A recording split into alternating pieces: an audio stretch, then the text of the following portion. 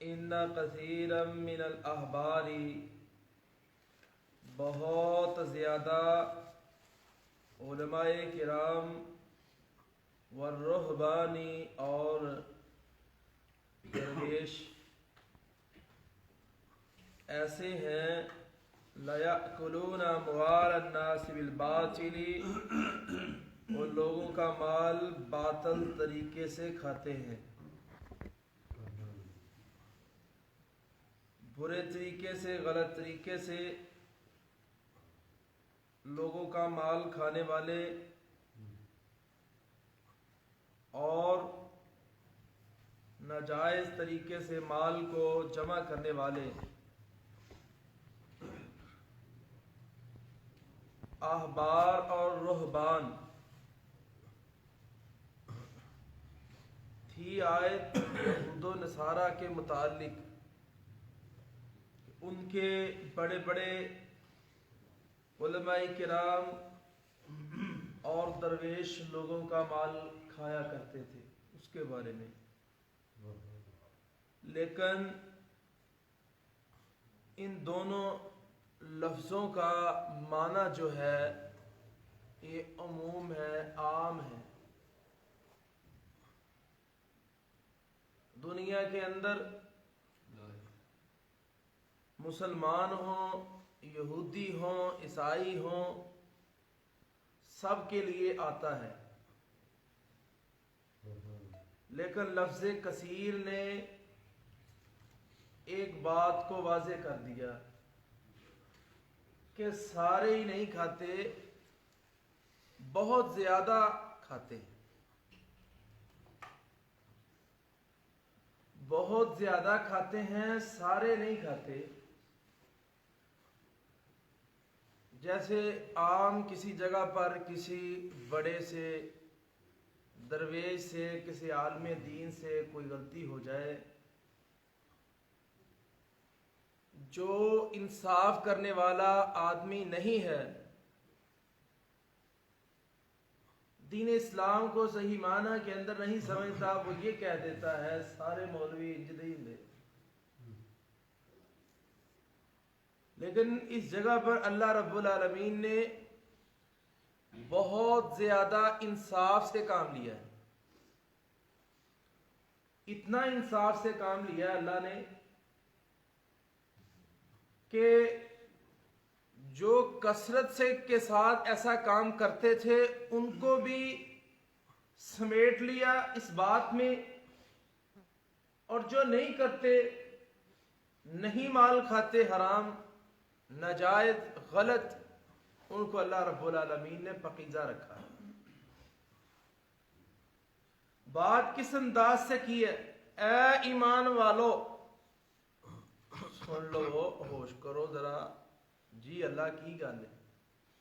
لفظ یا متنبع کر ہے، بھائی سیدھے ہو کر سنو ذرا، کی گل ہے؟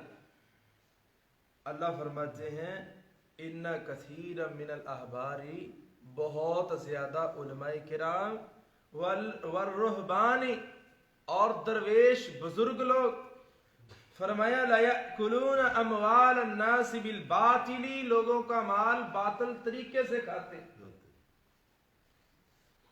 اس وقت میں بھی، موجودہ بھی، بڑی بڑی رسومات نکال لی، رواج نکال لیے، بدعات جاری کر دی، اب یہ کام کرنا ہے، اب وہ کرنا ہے، اب یہ کرنا ہے۔ ویسی ہی قوم جو خوشی کے موقع پر بھی ان علماء کرام کے پیچھے چلتے ہیں، غمی کے موقع پر بھی ان علماء کرام کے پیچھے چلتے ہیں، اور یہ مختلف طریقوں پر لوگوں کو لگا کے لوگوں کا مال کھا رہے ہیں۔ پھر ایک سوال پیدا ہوتا ہے کہ علماء کرام نے لگایا، درویشوں نے لگایا، مال بھی کھایا، عزتیں بھی لوٹی، تو ہمارا اس میں کیا قصور ہے؟ یہ جو کہتے ہیں ہم تو وہ کرتے ہیں، پکڑ تو ان کو ہوگی، ہم کو نہیں ہوگی۔ روز محشر پکڑ ان کو بھی ہوگی، تم کو بھی ہوگی۔ ان کو کیسے ہوگی؟ انہوں نے قرآن و حدیث جانتے ہوئے تورات و انجیل کا علم اس وقت کے درویشوں نے جانتے ہوئے لوگوں کو غلط راستے پہ لگایا، اور قوم بھی ایسی تھی جس نے ایک بات کی بھی تصدیق نہیں کی۔ پگڑی دیکھی ہے، داڑھی دیکھی ہے اور لباس دیکھا، پیچھے چل پڑے، یہ نہیں سوچا، یہ نہیں دیکھا یہ کہنے والا کون ہے، کہاں سے بات لا رہا ہے، یہ کس کی بات ہے، بس اس کے پیچھے چل پڑے۔ اللہ رب العالمین بہت بڑی انصاف کرنے والی ذات ہے۔ روز محشر اللہ نے انصاف کرنا ہے اور انصاف کر کے دکھانا ہے۔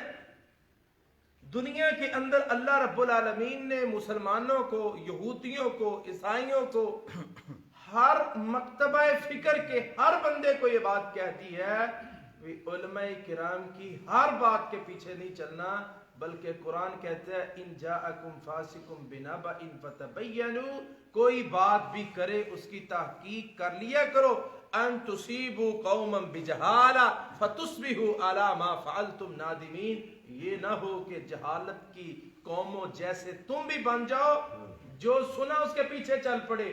اللہ فرماتے ہیں پھر جو تم نے کر لیا اس پر نادم ہونا پڑے گا، تم کو پشیمان ہوگے۔ پھر ہم کیا کرتے رہے، کن کے پیچھے چلتے رہے؟ اور بڑے بڑے جناب مولویوں نے، بڑے بڑے درویشوں نے، علماء کرام نے قوم کو گمراہ کیا ہوا ہے اور ان کا مال آئے روز کھا رہے۔ اللہ فرماتے ہیں وَيَصُدُّونَ عَن سَبِيلِ اللَّهِ، اللہ کے راستے سے روکتے ہیں۔ اللہ کا راستہ کیا ہے؟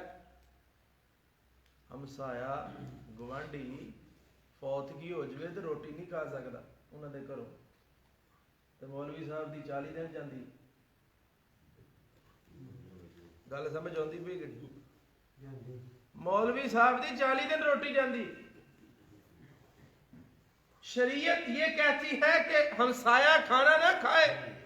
رسول اللہ صلی اللہ علیہ وسلم نے فرمایا میرے صحابہ حضرت جابر رضی اللہ تعالی عنہ کے گھر میں پریشانی آئی ہے، ان کے گھر میں کھانا بھیجو، کھانا کھانا وہ تو باہر سے جو مہمان آئے ہیں دور دراز سے سفر کر کے وہ کھائیں گے۔ ادھر کیا ہوتا ہے 1 دن 2 دن 3 دن جناب بیٹھے ہیں، کھانے چل رہے ہیں، مختلف جناب بدعات چل رہی ہیں، پھر 7ویں دن، پھر 40ویں دن۔ یہ کن لوگوں نے لگایا؟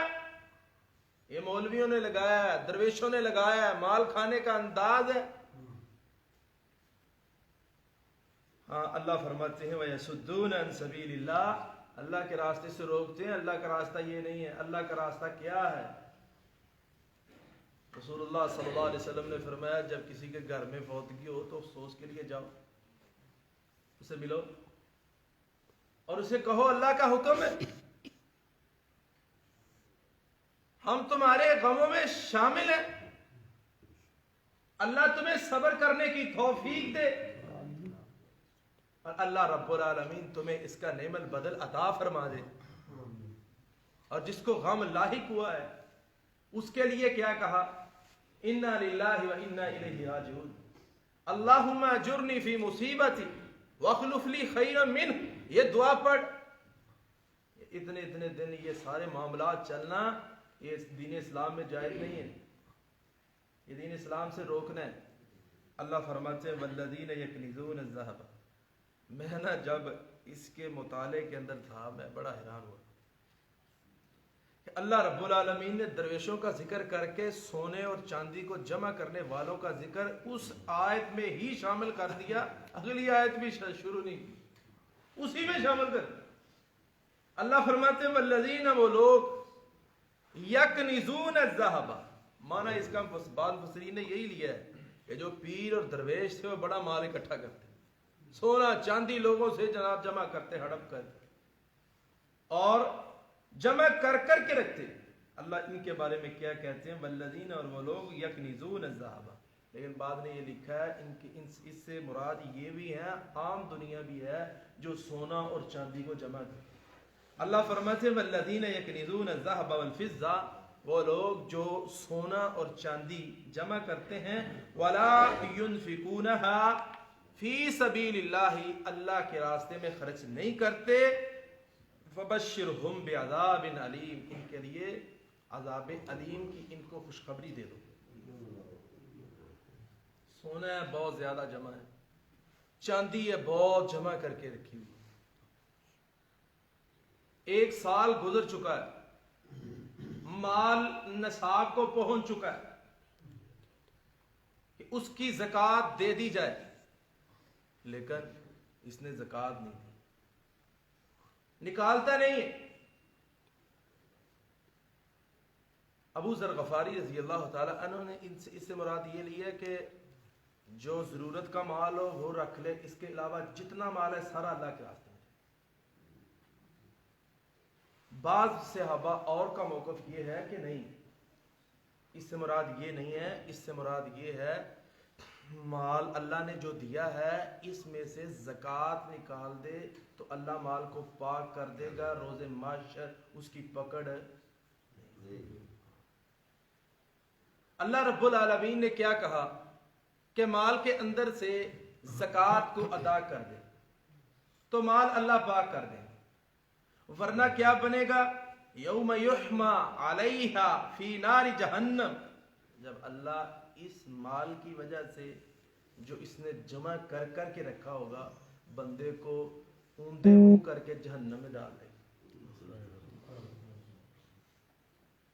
اور یہی مال ایک سانپ کی شکل میں اللہ اس کو بنا دے گا یا اس کے پیچھے بھاگے گا اور کیا کہے گا؟ ہذا مالک وہذا کنزک، پاؤں سے یہ سانپ چڑھا ہے، پورے وجود کو اپنی لپیٹ میں لیا ہے اور اس کے منہ کے اندر زہر داخل کر رہا ہے. کیا کہتے ہیں؟ میں تیرا مال ہوں، میں تیرا خزانہ ہوں، چک میرا مزہ لے.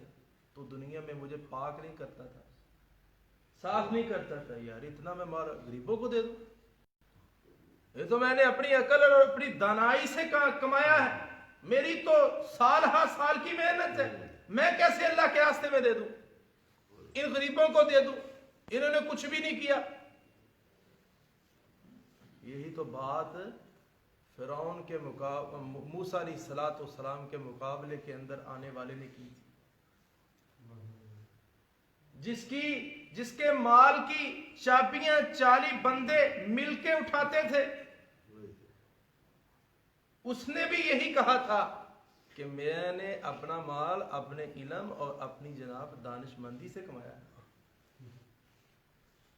اس نے یہ نہیں کہا کہ مجھے میرے اللہ نے مال دیا ہے، وہ اللہ مانگ رہا ہے کہ تم غریبوں کو بانٹ دو، اس میں سے زیادہ نہیں مانگا. اللہ رب العالمین کتنا مانگتے ہیں؟ یہ میں مثال پنجابی چھوٹی دے دینا، 200 روپیہ ہوئے نا بندے کو، تو اللہ رب العالمین 200 روپے دے وچوں 5 روپیے مانگتا ہے بھی تو آ غریباں دے دے، باقی تو رکھ. 195 تیرے تے باقی تو غریباں نو دے دے 5 روپیے. جو آدمی یہ بھی دینے کے لیے اختیار نہیں ہے، اللہ فرماتے ہیں فبشرہم بعذاب علیم، اس بندے کو عذاب علیم کی خوشخبری دو. اور اس کے ساتھ فرمایا یوم یحما علیہا فی النار جہنم فتقوی بہا جباہہ، اور ہم اس کے مال کو جناب اکٹھا کریں گے اور اس کو پگھلائیں گے، سونے اور چاندی کو جو اس نے جمع کر کے رکھا تھا، اور اس کی بڑی بڑی جناب لینتھیں اور بہت بڑا بڑا بنا کے اللہ رب العالمین اس کے جباہہم جنوبہم ظہورہم، پہلو پیٹھ پیشانی، اللہ رب العالمین اس کے ساتھ اس بندے کی داغنا شروع کرے. فرمایا ھذا ما کنزتم، یہ ہے تمہارا جو خزانہ تھا، یہ ہے خزانہ. اس کے پیچھے بڑے بڑے قتل کیے، اس کے پیچھے بڑا بڑا خون بہایا، اس کے پیچھے تم نے بہت کچھ کیا. لِأَنفُسِكُمْ، یہ تمہارا خزانہ ہے تمہارے لیے، اللہ فرماتے ہیں فذوقوا ما کنتم تکنزون، چکھو پھر، فذوقوا ذائقہ، لذت، مزہ چکھو کس چیز کا، کنتم تکنزون جس کو تم جمع کر کے رکھتے تھے۔ اللہ رب العالمین عشر زکوٰۃ نکالنے کی توفیق عطا فرمائے، اور اس کے علاوہ کوئی آدمی اللہ کے راستے میں خرچ کرنا چاہتا ہے، ایک صحابی آیا اللہ کے رسول مجھے کچھ اعمال بتاؤ، تو نبی صلی اللہ علیہ وسلم نے نماز روزہ حج بتایا۔ زکوٰۃ کا جب مسئلہ بیان ہوا تو زکوٰۃ کے مسائل کے بعد اس بندے نے کہا اللہ کے رسول کیا اس کے علاوہ بھی میں اور کوئی خرچ کر سکتا ہوں؟ نبی صلی اللہ علیہ وسلم نے فرمایا ہاں، آپ اس کے علاوہ بھی اللہ کے راستے میں نفلی صدقہ اور بھی کر سکتے ہیں، جو نفلی صدقہ مسجد کو لگتا ہے یا اور جگہ پہ اللہ کے راستے میں غریبوں کو، یتیموں کو یا اوروں کو بھی دیا جا سکتا ہے۔ اللہ رب العالمین ہمیں نیک اعمال کی توفیق عطا فرمائے۔ آخر دعوانا الحمدللہ رب العالمین۔